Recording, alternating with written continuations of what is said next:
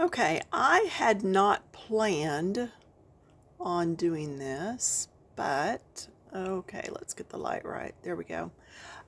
This is Amazing Nature. Let's see the back. There you go. That should be everything you need to know.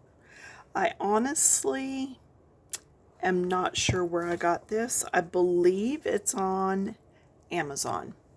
All right, let's go closer.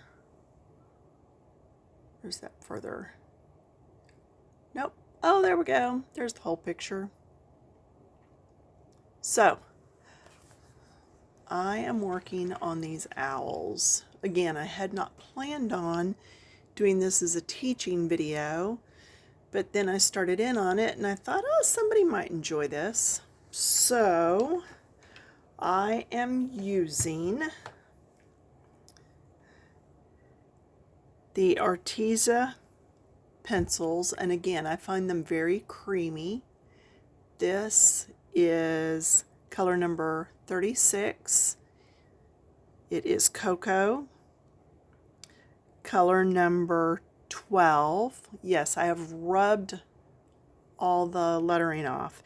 And somebody had said, and that's Noir, which is black, that you could go over this with clear nail polish and it makes it stay. Well, I guess my nail polish wasn't what they used, and then number 118, because my nail polish pulled some of it off of some of them, and it's dark chocolate. Okay, so there you go. So whatever colors you pick, this is just what I have picked. I'm going to see, can I zoom in more? Ha ha ha. No, I love it when it works. Okay, so there we go. So this is actually very, very easy technique. So I'm starting out with my lightest, which is Cocoa, and I am quite literally doing the entire inside area, letting it be choppy at the little bits, okay? Those little bits that come in.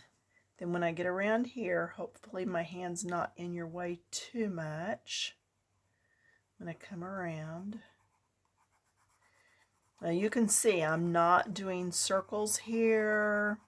None of the really neat and clean stuff that you're used to seeing me do. I am just doing a sloppy copy of getting that color on. Oh, and the paper in the book, it's not overly thick, but I guess it is. It's not real thin. It's fairly nice paper.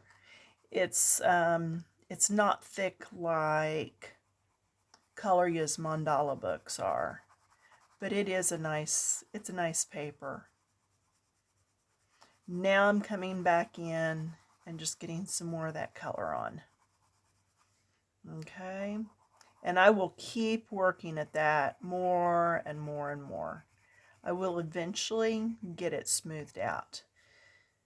But anyway, that's the inner part. Then out here, I'm leaving that little bit of white right through there, or the page color. It's off-white, I guess. And just coming in here, because on the edge is going to be the lighter color. And then, okay, so that's like 2 layers of fur. One is here, one is here on the top. Okay, so you see the shadow on this hand. Don't look at my wrinkles. So the one on top is leaving a shadow on the one on the bottom. So the one on top will leave a shadow on the one on the bottom. So we're leaving this area to put the shadow in. Okay, so now I'm just quickly, like I said, there's a lot to the page, but it works up rather quickly.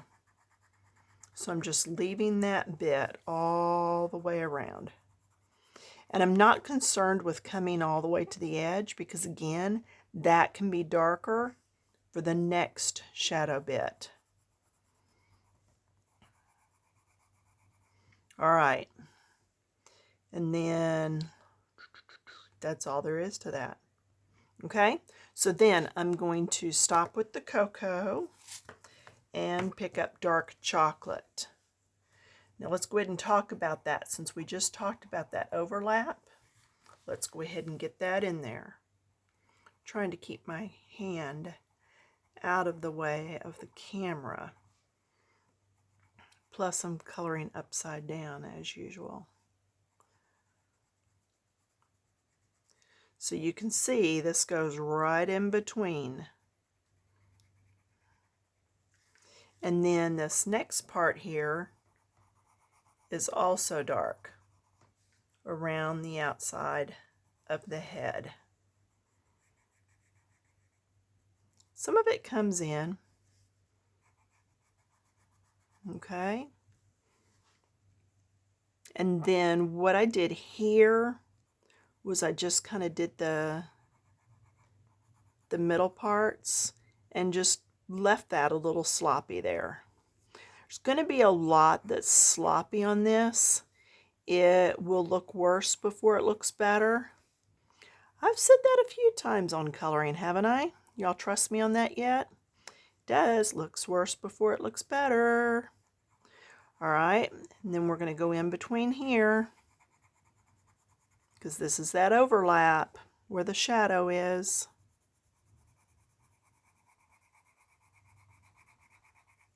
Just getting that filled in. Doesn't have to be perfect. This is not the last layer. Sorry, it's just not.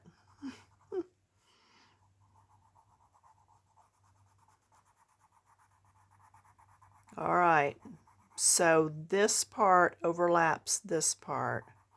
Now, because there's little bits here, it does need to come in some.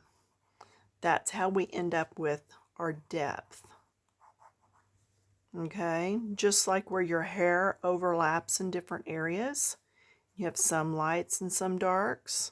That's what we're trying to do there. So bring some of this in. You can see where this is actually at a point. So we could come in around that. All right, but don't be real finicky with it. Don't piddle with it a bunch. All right, then I'm going to go to black, the noir. This is number 12. And this is going to be, all right, where this overlap is, the shadow. Okay, it's going to be lighter here and darker right up next to. Okay, you can't see it a whole lot on the hand, but you get the idea. See, it fades as it comes over here, but it's dark when it's right here. Hopefully that helps you some. So what I'm going to do is the part that's right tucked up underneath, that's where I'm going to put it in some dark. Again, I'm not going to get overly dramatic with it. I'm not going to be precise. It's fiddly work. Don't make it into rocket science or brain surgery, okay? You're just adding some of those lines in. We'll put some here. Again, it's the bits that are right up underneath. See where there's a V there? I want to go right up in there. That just brought that to the top layer a little bit. Okay.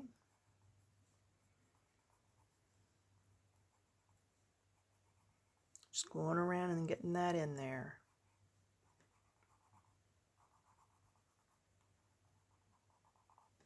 Okay. Now I'm going to come back with my cocoa, my original color, the lightest. I'm going to just take in on that. Look how it kind of smooths it. And just make sure that anything that didn't have color now has color on it. So that's a real easy way I'm not going to use a blender. I'm not going to use a stump or anything. I'm just going to use the lightest color that I just used in coloring to get that all done. That way I'm still adding color to the paper, not just moving around what's already on there. All right, I am going to go to dark chocolate, and I'm going to come into this next part around the beak.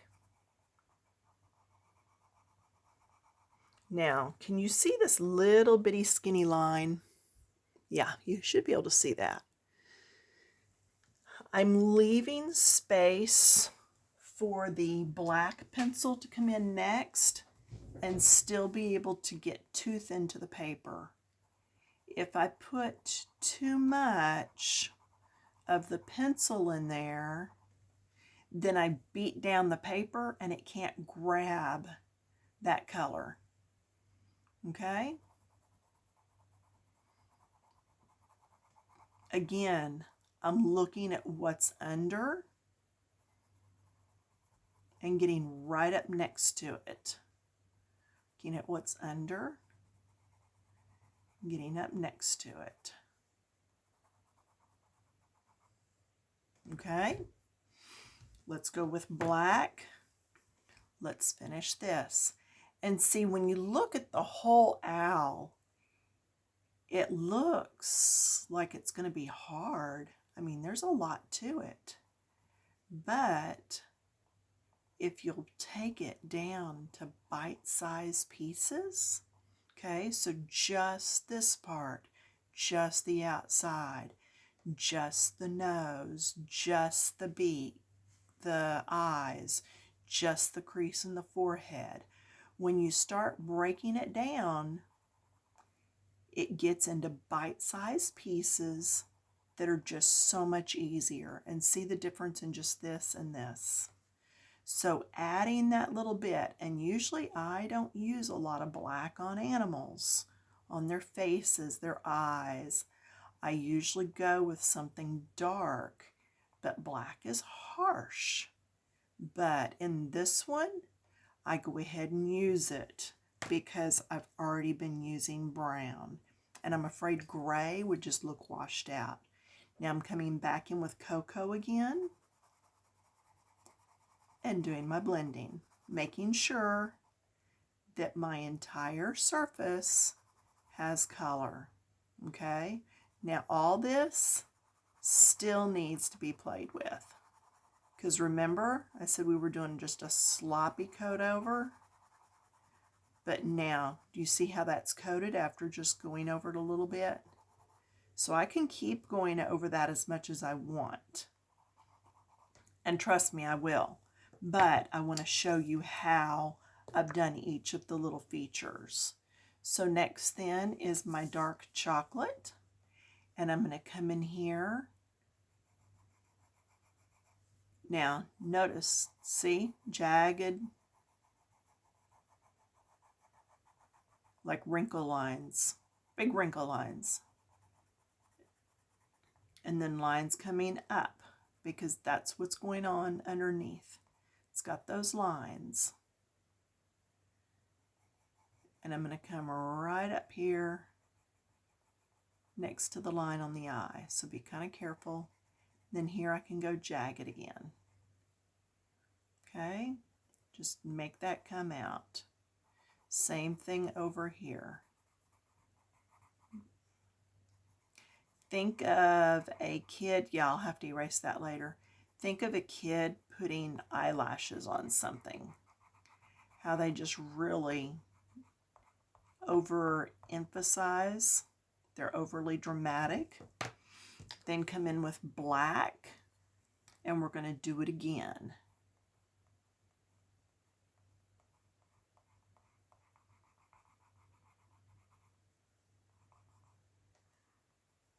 Okay.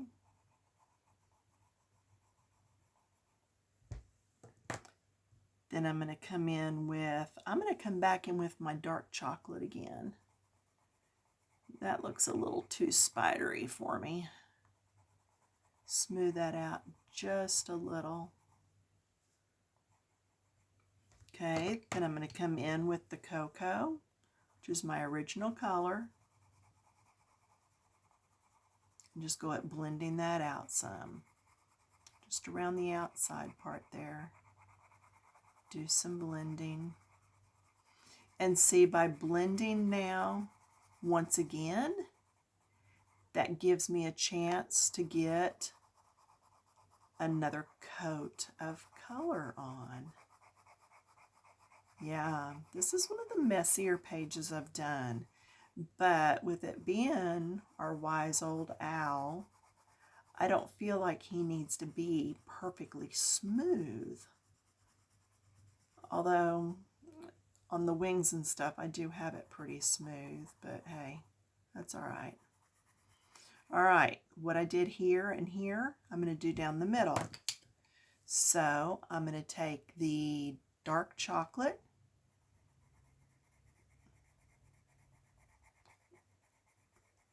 and just go at it. Then go the other way. If you're doing it upside down like I am, if you're really doing this, it's like a wild Christmas tree or something. All right, here I'm going to go again with the black.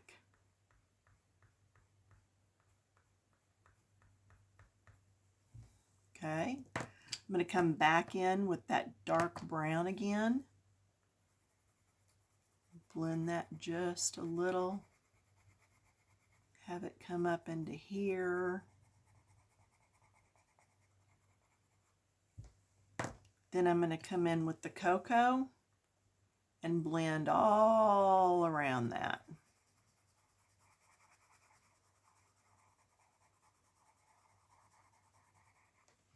Okay, you see the face.